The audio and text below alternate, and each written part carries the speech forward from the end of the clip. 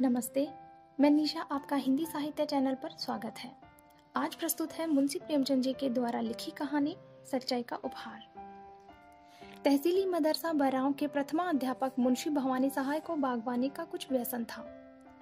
क्यारियों में भांति भांति की फूल और पत्तियां लगा रखी थी। दरवाजों पर लताएं चढ़ा दी थी। इससे मदरसे की शोभा अधिक हो गई थी। वह मिडिल कक्षा के लड़कों से भी अपने बगीचे के सींचने और साफ करने में मदद लिया करते थे। अधिकांश लड़के इस काम को रुचिपूर्वक करते, इससे उनका मनोरंजन होता था। किंतु दर्जे में 4-5 लड़के जमींदारों के थे। उनमें कुछ ऐसी दुर्जनता थी कि यह मनोरंजन कार्य भी उन्हें बेकार प्रतीत होता था। उन्होंने बाल्यकाल से आलस्य में जीवन व्यतीत किया था। अमीरी का झूठा अभिमान दिल में भरा हुआ था। वह हाथ से कोई काम करना निंदा की बात समझते थे। उन्हें इस बगीचे से घृणा थी। जब उनके काम करने की बारी आती तो कोई ना कोई बहाना करके उड़ जाते। इतना ही नहीं, दूसरे लड़कों को भी बहकाते और कहते, वाह, पढ़े फारसी बेचे तेल। यदि खुरपी कुदाल ही करना था तो मदरसे में किताबों से सिर मारने की क्या जरूरत। यहाँ पढ़ने आते हैं, कुछ मजदूरी करने नहीं आते। मुंशी जी इस अवज्ञा के लिए उन्हें कभी कभी दंड दे देते थे। इससे उनका द्वेष और बढ़ता था। अंत में यहाँ तक नौबत पहुंची कि एक दिन उन लड़कों ने सलाह करके उस पुष्प वाटिका को विध्वंस करने का निश्चय किया। 10 बजे मदरसा लगता था, किंतु उस दिन वह 8 ही बजे आ गए और बगीचे में घुसकर उसे उजाड़ने लगे। कहीं पौधे उखाड़ फेंके, कहीं क्यारियों को रोंद डाला, पानी की नालियां तोड़ डाली, क्यारियों की मेड़े खोद डाली। मारे भय के छाती धड़क रही थी कि कोई देखता ना हो। लेकिन एक छोटी सी फुलवारी को उजाड़ते कितनी देर लगती। 10 मिनट में हरा भरा बाग नष्ट हो गया। तब ये लड़के शीघ्रता से निकले, लेकिन दरवाजे तक ही आए थे कि उन्हें अपने एक सहपाठी की सूरत दिखाई दी। यह एक दुबला पतला दरिद्र और चतुर लड़का था। उसका नाम बाज बहादुर था। बड़ा गंभीर और शांत लड़का था। उधम पार्टी के लड़के उससे चलते थे। उसे देखते ही उनका रक्त सूख गया। विश्वास हो गया कि इसने जरूर देख लिया। यह मुंशी जी से कहे बिना न रहेगा। बुरे फंसे, आज कुशल नहीं है। यह राक्षस इस समय यहाँ क्या करने आया था। आपस में इशारे हुए। यह सलाह हुई कि इसे मिला लेना चाहिए। जगत सिंह उनका मुखिया था। आगे बढ़कर बोला, बाज बहादुर, सवेरे सवेरे कैसे आ गए? हमने तो आज तुम लोगों के गले की फांसी छुड़ा दी। लाला बहुत दिक किया करते थे, यह करो वह करो, मगर यार देखो कहीं मुंशी जी से जड़ मत देना, नहीं तो लेने के देने पड़ जाएंगे। जयराम ने कहा, क्या कर देंगे? अपने ही तो हैं। हमने जो कुछ किया है वह सबके लिए किया है, केवल अपनी भलाई के लिए नहीं। चलो यार, तुम्हें बाजार की सैर करा दें, मुंह मीठा करा दें। बाज बहादुर ने कहा, नहीं, मुझे आज घर पर पाठ याद करने का अवकाश नहीं मिला, यहीं बैठकर पढ़ूंगा। जगत सिंह, अच्छा, मुंशी जी से कहोगे तो ना? बाज बहादुर, मैं स्वयं कुछ न कहूंगा, लेकिन उन्होंने मुझसे पूछा तो? जगत सिंह, कह देना मुझे नहीं मालूम। बाज बहादुर, यह झूठ मुझसे न बोला जाएगा। जयराम, अगर तुमने चुगली खाई और हमारे ऊपर मार पड़ी तो हम तुम्हें पीटे बिना ना छोड़ेंगे। बाज बहादुर, हमने कह दिया कि चुगली न खाएंगे, लेकिन मुंशी जी ने पूछा तो झूठ भी ना बोलेंगे। जयराम, जो हम तुम्हारी हड्डियां भी तोड़ देंगे। बाज बहादुर, इसका तुम्हें अधिकार है। 10 बजे जब मदरसा लगा और मुंशी भवानी सहाय ने बाग की दुर्दशा देखी तो क्रोध से आग हो गए।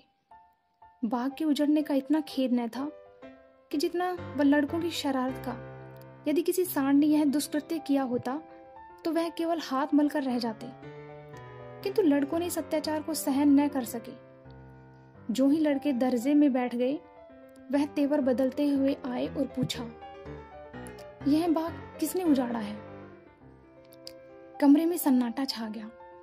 अपराधियों के चेहरों पर हवाइयां उड़ने लगी। मिडिल कक्षा के 25 विद्यार्थियों में कोई एक न था जो इस घटना को जानता हो, किंतु किसी से भी यह साहस न था कि उठकर साफ साफ कह दे। सब सिर झुकाए मौन धारण किए बैठे थे। मुंशी जी का क्रोध और भी प्रचंड हुआ। चिल्लाकर बोले, मुझे विश्वास है कि तुम लोगों में से किसी की शरारत है।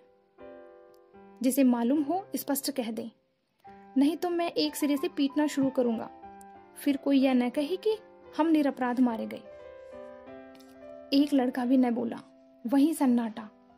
मुंशी जी, देवी प्रसाद तुम जानते हो? देवी प्रसाद, जी नहीं, मुझे कुछ नहीं मालूम। शिवदास, तुम जानते हो? जी नहीं, मुझे कुछ नहीं मालूम। बाज बहादुर, तुम कभी झूठ नहीं बोलते, तुम्हें मालूम है? बाज बहादुर खड़ा हो गया। उसके मुखमंडल पर वीरत्व का प्रकाश था, नेत्रों में साहस झलक रहा था। बोला, जी हाँ। मुंशी जी ने कहा, शाबाश। अपराधियों ने बाज बहादुर की ओर रक्त वर्ण वाली आंखों से देखा और मन में कहा, अच्छा। भवानी साहब बड़े धैर्यवान मनुष्य थे। यथाशक्ति लड़कों को यातना नहीं देते थे, किंतु ऐसी दुष्टता का दंड देने में वह लेश मात्र भी दया न दिखाते थे। छड़ी मंगाकर 5 अपराधियों को 10-10 छड़ियां लगाई, सारे दिन बेंच पर खड़ा रखा और चाल चलन के रजिस्टर में उनके नाम के सामने काले चिन्ह बना दिए।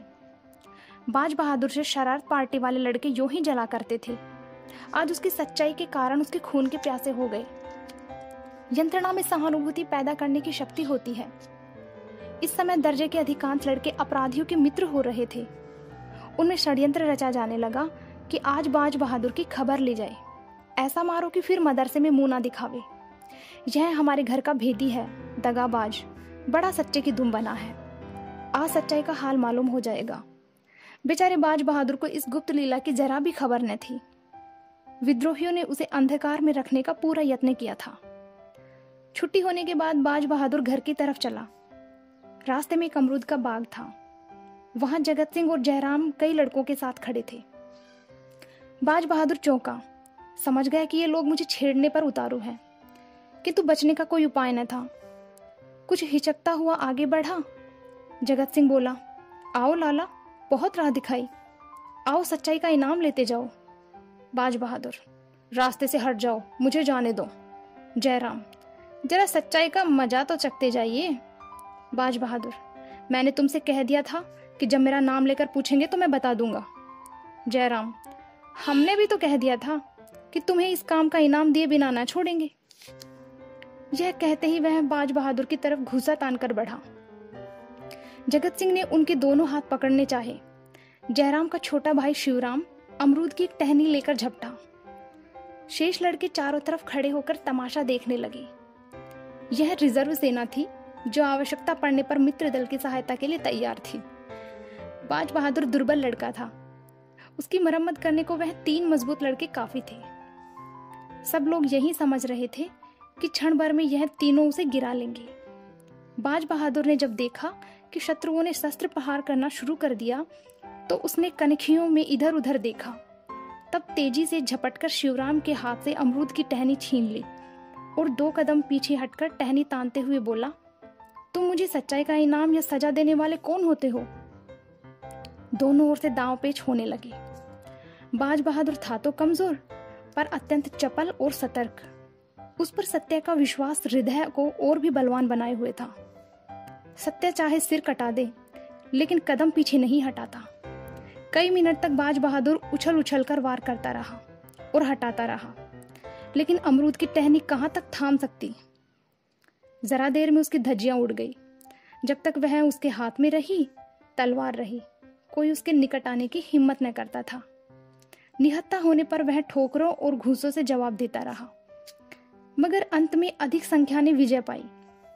बाज बहादुर की पसली में शिवराम का एक घूंसा ऐसा पड़ा कि वह बेदम होकर गिर पड़ा। आंखें पथरा गई और मूर्छा सी छा गई। शत्रुओं ने यह दशा देखी तो उनके हाथों के तोते उड़ गए, समझने कि इसकी जान निकल गई। बेतहाशा भागे। कोई 10 मिनट के पीछे बाज बहादुर सचेत हुआ। कलेजे पर चोट लग गई, घाव ओछा पड़ रहा था। तिस पर भी खड़े होने की शक्ति न थी। साहस करके उठा और लंगड़ाता हुआ घर की ओर चला। उधर यह विजय दल भागते भागते जयराम के मकान पर पहुंचा। रास्ते में ही सारा दल तितर बितर हो गया। कोई इधर से निकल भागा, कोई उधर से। कठिन समस्या आ पड़ी। जयराम के घर तक केवल 3 सुदृढ़ लड़के पहुंचे। वहां पहुंचकर उनकी जान में जान आई। जयराम, कहीं मर न गया हो, मेरा गुस्सा बैठ गया था। जगत सिंह, तुम्हें पसली में नहीं मारना था, अगर तिल्ली फट गई होगी तो न बचेगा। जयराम, यार मैंने जान के थोड़ा ही मारा था, संयोग ही था। अब बताओ क्या किया जाए। जगत सिंह, करना क्या है, चुपचाप बैठे रहो। जयराम, कहीं मैं अकेला तो न फंसूंगा। जगत सिंह, अकेले कौन फंसेगा, सबके साथ चलेंगे। जयराम, अगर बाज बहादुर मरा नहीं है तो उठकर सीधे मुंशी जी के पास जाएगा।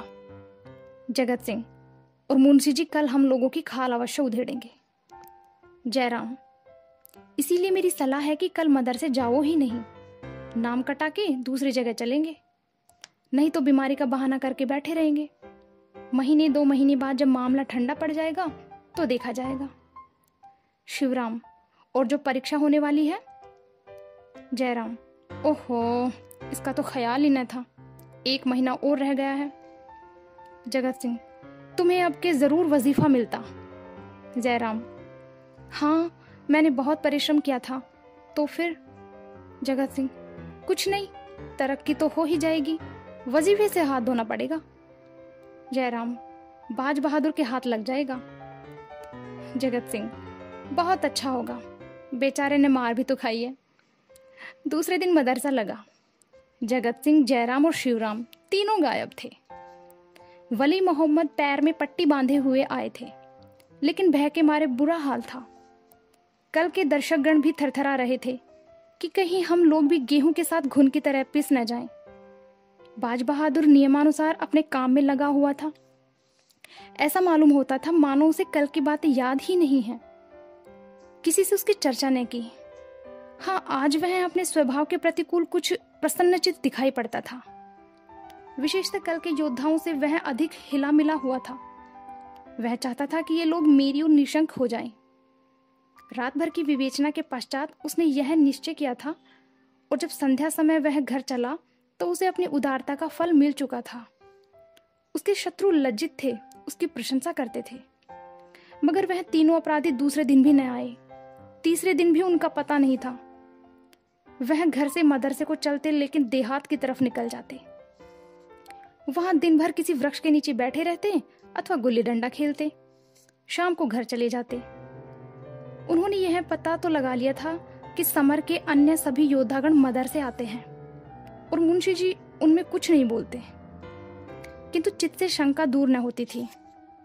बाज बहादुर ने जरूर कहा होगा, हम लोगों के जाने की देर है, गए तो बेभाव की पड़ी, यही सोचकर मदरसे आने का साहस न कर सकते।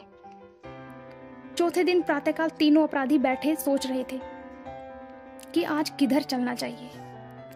इतने में बाज बहादुर आता हुआ दिखाई दिया। इन लोगों को आश्चर्य तो हुआ, परंतु उसे अपने द्वार पर आते देखकर कुछ आशा बंध गई। यह लोग अभी बोले भी नहीं पाए थे कि बाज बहादुर ने कहा, क्यों मित्रों, तुम लोग मदरसे क्यों नहीं आते? 3 दिन से गैर हाजिरी हो रही है। जगत सिंह, मदरसे क्या जाएं, जान भारी पड़ी है, मुंशी जी एक हड्डी भी ना छोड़ेंगे। बाज बहादुर, क्यों वली मोहम्मद, दुर्गा सभी तो आते हैं, मुंशी जी ने किसी से भी कुछ कहा? जयराम, तुमने उन लोगों को छोड़ दिया होगा, लेकिन हमें भला तुम क्यों छोड़ने लगे? तुमने एक एक की 3-3 जोड़ी होगी। बाज बहादुर, आज मदरसे चलकर इसकी परीक्षा ही कर लो। जगत सिंह, यह झांसे रहने दीजिए, हमें पिटवाने की चाल है। बाज बहादुर, तो मैं कहीं भागा तो नहीं जाता? उस दिन सच्चाई की सजा दी थी, आज झूठ का इनाम दे देना। जयराम, सच कहते हो, तुमने शिकायत नहीं की? बाज बहादुर, शिकायत की कौन बात थी? तुमने मुझे मारा, मैंने तुम्हें मारा। अगर तुम्हारा घूंसा न पड़ता तो मैं तुम लोगों को रण क्षेत्र से भगाकर दम लेता। आपस के झगड़ों की शिकायत करने की मेरी आदत नहीं है। जगत सिंह, चलो तो यार, लेकिन विश्वास नहीं आता, तुम हमें झांसा दे रहे हो तो कचूमर निकलवा लोगे। बाज बहादुर, तुम जानते हो झूठ बोलने की मेरी आदत नहीं है। यह शब्द बाज बहादुर ने ऐसी विश्वासोत्पादक रीति से कहे कि इन लोगों को भ्रम दूर हो गया। बाज बहादुर के चले जाने के पश्चात तीनों देर तक उसकी बातों की विवेचना करते रहे। अंत में यही निश्चय हुआ कि आज चलना चाहिए। ठीक 10 बजे तीनों मित्र मदर से पहुंच गए, किंतु चित्त में आशंकित थे कि चेहरे का रंग उड़ा हुआ था। मुंशी जी कमरे में आए। लड़कों ने खड़े होकर उनका स्वागत किया। उन्होंने तीनों मित्रों की ओर तीव्र दृष्टि से देखकर केवल इतना ही कहा, तुम लोग 3 दिन से गैर हाजिर हो। देखो, दर्जे में जो इम्तिहानी सवाल हुए हैं उन्हें नकल कर लो। फिर पढ़ाने में मग्न हो गए।